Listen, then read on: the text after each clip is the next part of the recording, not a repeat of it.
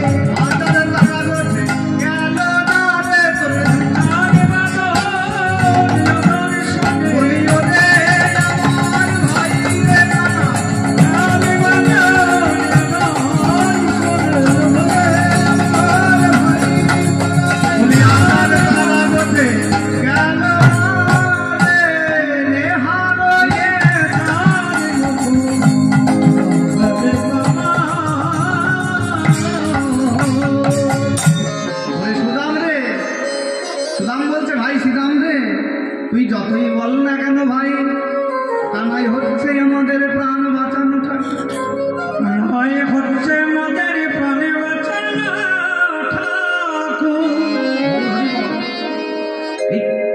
এই কানাইয়ের সাথে শ্রীরামাদি সখাদের কি সম্বন্ধ? সখ্য সম্বন্ধ। সখ্য সম্বন্ধকে কি বলেছে শাস্ত্রে? কি বলেছে না? ওই তব প্রধান, অর্থাৎ অভেদ মনন। এই সখ্য ভাবের কাছে ভগবানের ভগবত্ব লোপ পায়। ভগবান ভুলে যায় আমি ভগবান, ভগবান ভুলে যায় আমি ভগবান।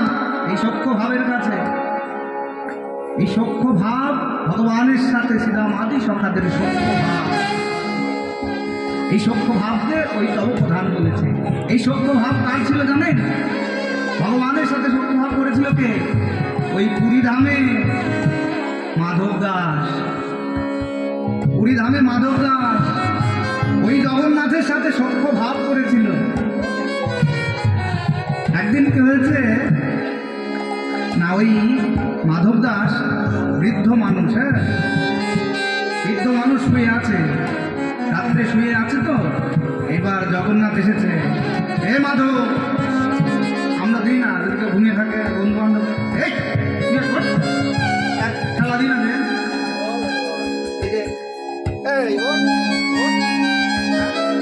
এই ওর এরকম করে বন্ধুকে ঠেলা দিই না। জগন্নাথ এসে ওই মাধব দাসকে, ওই বুড়ো মানুষকে ঠেলা দিচ্ছে। আরে কি জগা, তুই এত রাত্রে মন্দির ছেড়ে এখানে কেন এসছিস? মন্দির ছেড়ে এখানে এসছিস যে এসেছি কেন জানিস? আমার খুব ইচ্ছা হয়েছে আমি কাঁঠাল সেবা করব। যে ওরে লোভী, ভক্তরা তোর মন্দিরে তোকে এত কাঁঠাল ভোগ দেয়, তাতেও আশা মেটে নিস, এখন তোকে কাঁঠাল চুরি করতে যাও। কাঁঠাল সেবা করবো, এখন বাবুদের বাগানে কাঁঠাল চুরি করবো। ছি ছি ছি ছি ছি, তোর এত লোক, ভক্তরা তোকে কাঁঠাল কত সেবা দেয়, তো তাতেও হয় না? বলছে না আমি শুনবো না, তুই আমার সাথে চল। আমি পুরো মানুষ কি করবো? আমি পুরো মানুষ যাবো না, তুই যা, একটা পারলে একা যা। বলছে না, তোকে যেতেই হবে। এইবার তো মাধব দাসকে টানতে টানতে নিয়ে এসেছে। এবার সেই কাঁঠাল বাগান না তার কাটা দিয়ে ঘেরা পড়ে। এবার জগন্নাথ আর এই মাধব দাস বাগানে ঢুকেছে, বাগানে ঢুকে